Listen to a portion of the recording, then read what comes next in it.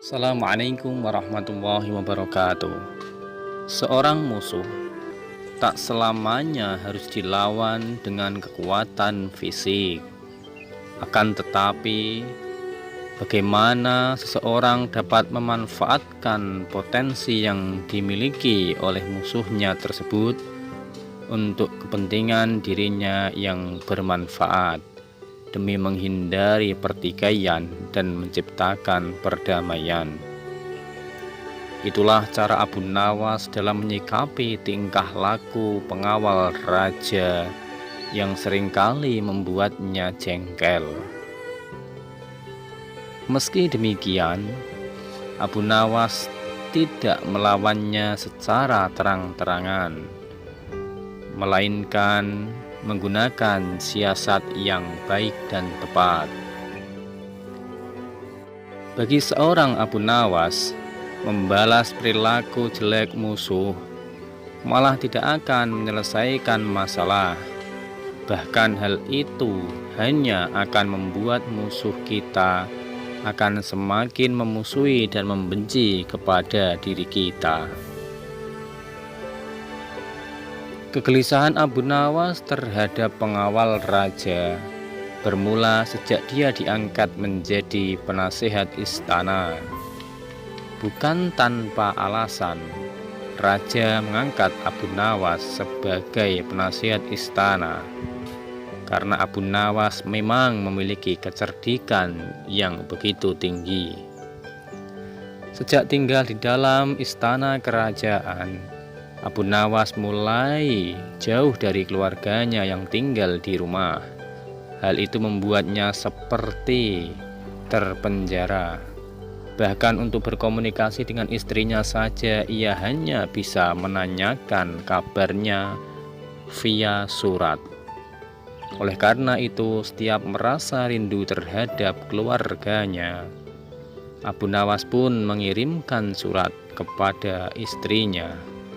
Begitu pula sebaliknya, ketika istrinya merasa kangen kepada Abu Nawas, istri Abu Nawas pun mengirim surat ke kerajaan yang ditujukan kepada Abu Nawas.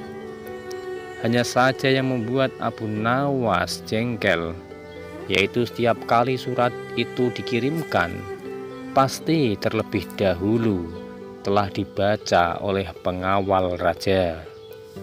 Bahkan semua suratnya telah dibaca oleh pengawal tersebut tanpa meleset satu surat pun. Padahal tak jarang dalam surat itu terdapat tulisan-tulisan yang sifatnya pribadi, yang semestinya hanya cukup diketahui oleh yang bersangkutan saja. Setelah sekian lama tinggal di istana, Abu Nawas akhirnya mengetahui kebiasaan negatif dari pengawal raja. Para pengawal raja seringkali melakukan tindakan sesuai keinginannya sendiri, atau dengan bahasa lain, berbuat seenaknya sendiri. Pada suatu hari, Abu Nawas menerima surat dari istrinya yang mengatakan, "Wahai suamiku Abu Nawas, kapankah saatnya kita menanam di kebun kita?" tanya istri Abu Nawas lewat surat.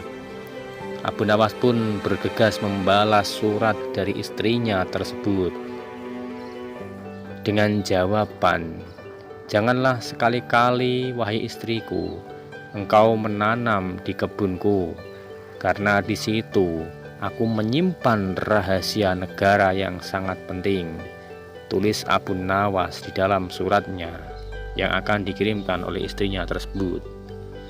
Jawaban Abu Nawas singkat dan sederhana saja. Jawaban yang singkat dari Abu Nawas itu membuat para pengawal raja terkejut dan kemudian bertanya-tanya di dalam hati.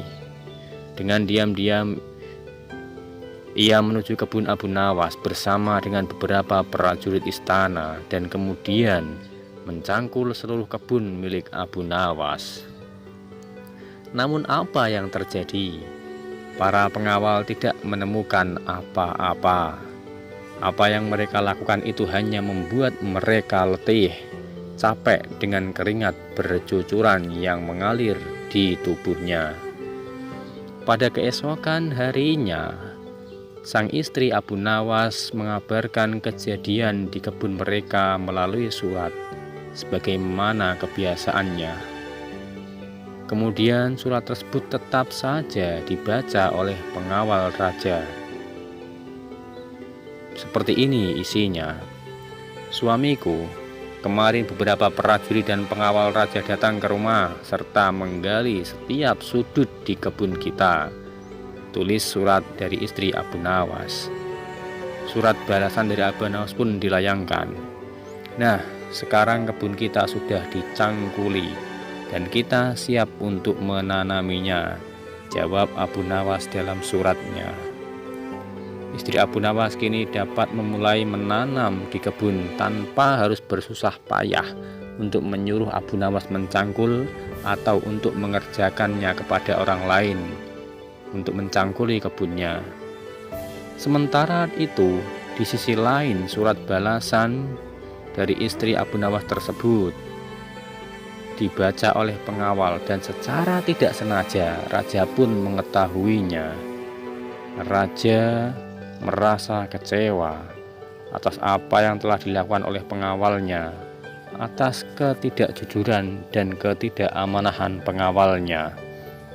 Raja menilai bahwa hal tersebut tidak patut dilakukan oleh pejabat istana, dan akibatnya raja memberhentikan mereka sebagai pengawal raja. Keputusan raja tersebut disambut gembira oleh Abu Nawas. Kini surat-surat yang ia kirimkan ke istrinya maupun surat-surat istri untuk Abu Nawas aman terkendali, tidak pernah terbaca lagi oleh pengawal raja. Demikian kisah hikmah dari Abu Nawas. Yang dapat kita ambil dari pelajaran ini adalah kita sebagai sesama manusia harus mempunyai sifat amanah, dapat dipercaya. Kita tidak perlu mencampuri urusan orang lain, yang urusan itu bukan urusan kita sendiri.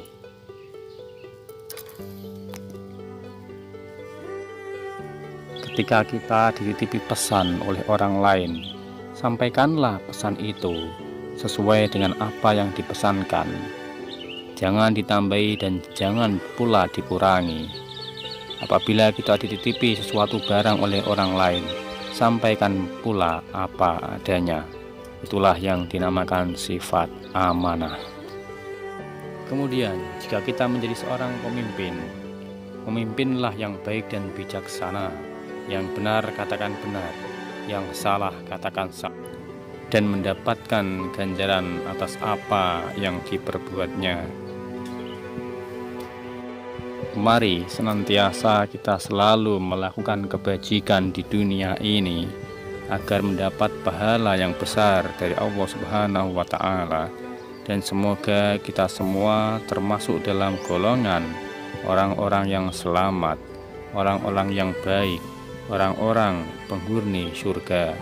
Terima kasih, semoga kisah ini dapat menjadi bermanfaat baik bagi penulis ataupun bagi kita semua. Kurang lebihnya mohon maaf. Terima kasih. Wassalamualaikum warahmatullahi wabarakatuh.